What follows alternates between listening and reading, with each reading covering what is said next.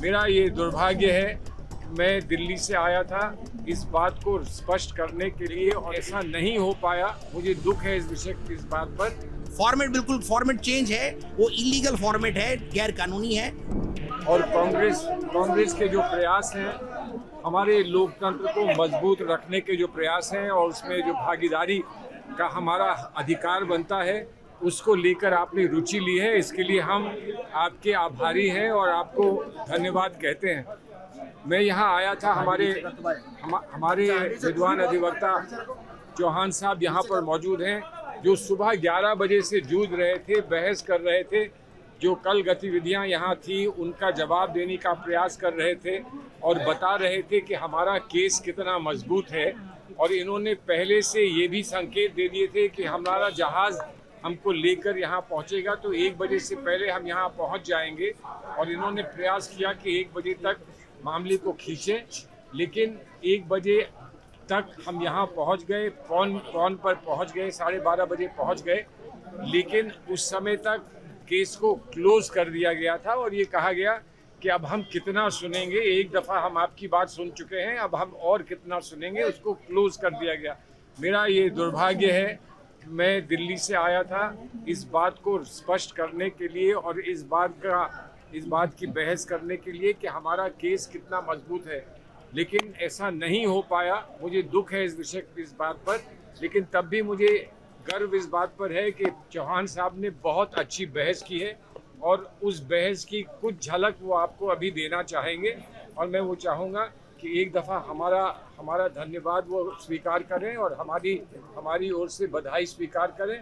और वो आज जो बहस कर पाए, जिसमें हम नहीं समय से पहुंच पाए, उस बहस के बारे में वो आपको जो बताना चाहते हैं वो बता दें आपको। सर क्या एक्सेप्ट किया गया या रिजेक्ट किया गया? नॉमिनेशन की प्रक्रिया के दौरान कल जब स्क्रूटनी हो रहा था तो स्क्रूटनी में 3 कैंडिडेट राज्यसभा के जिन्होंने अभ्यर्थी थे, उन्होंने नॉमिनेशन नामांकन पत्र भरे थे। उसमें पहले झारखंड मुक्ति मोर्चा के जो हमारे अभ्यर्थी थे उनका एक्सेप्ट हुआ। उसके बाद कांग्रेस के जो अभ्यर्थी थे, महागठबंधन के दोनों कैंडिडेट्स का नॉमिनेशन नामांकन पत्र उन्होंने एक्सेप्ट किया। और जब एक इंडिपेंडेंट कैंडिडेट है परिमल नाथवानी, उनका जब नॉमिनेशन आया तो नमन बिक्सल जी हैं, कौनगिरी के एमएलए साहब, वो जो प्रपोजर हैं प्रणव झा जी के, उन्होंने ऑब्जेक्शन किया और उस ऑब्जेक्शन को हमने लिया कि जो नाथवानी परिमल जी हैं, इनका जो असली नाम है वो नाथवानी परिमल नहीं, परिमल नाथवानी है। और साथ ही इन्होंने जो अपने एफिडेविट में इतनी ग्लेरिंग डिस्क्रिपेंसी है और जो डिफेक्टिव एफिडेविट है कानून के तहत, उसमें उन्होंने एफिडेविट फाइल नहीं किया।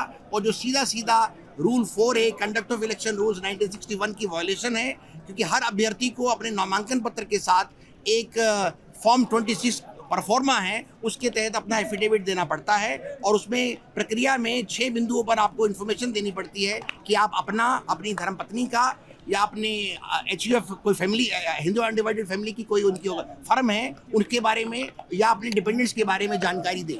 इसमें इन्होंने क्या किया, इन्होंने सारे कॉलम उड़ा दिए और 2 कॉलम केवल अपना और अपनी पत्नी के बारे में इन्होंने जानकारी उपलब्ध कराई, जो कि आपके सब दीर्घा में लगा हुआ है और इंटरनेट पर भी उपलब्ध है।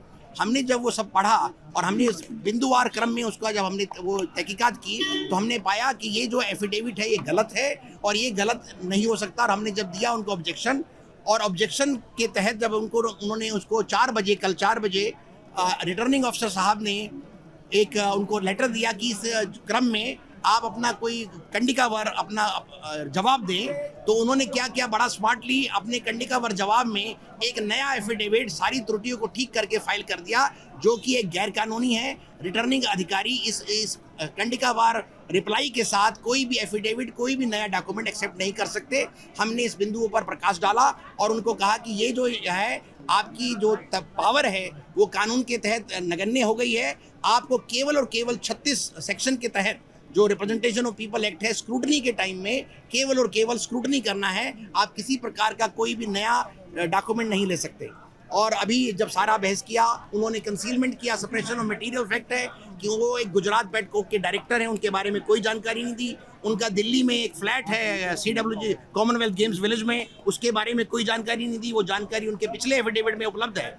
और उसके बाद उन्होंने कई जो क्वेरीज हैं उनके बारे में कोई भी अपना आंसर नहीं दिया। इसलिए फॉर्मेट बिल्कुल फॉर्मेट चेंज है, वो इलीगल फॉर्मेट है, गैर कानूनी है।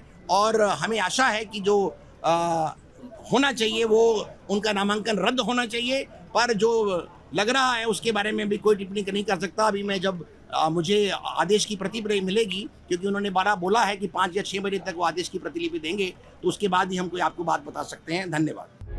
प्रभातखबर.com, विश्वास वही, रफ्तार नहीं।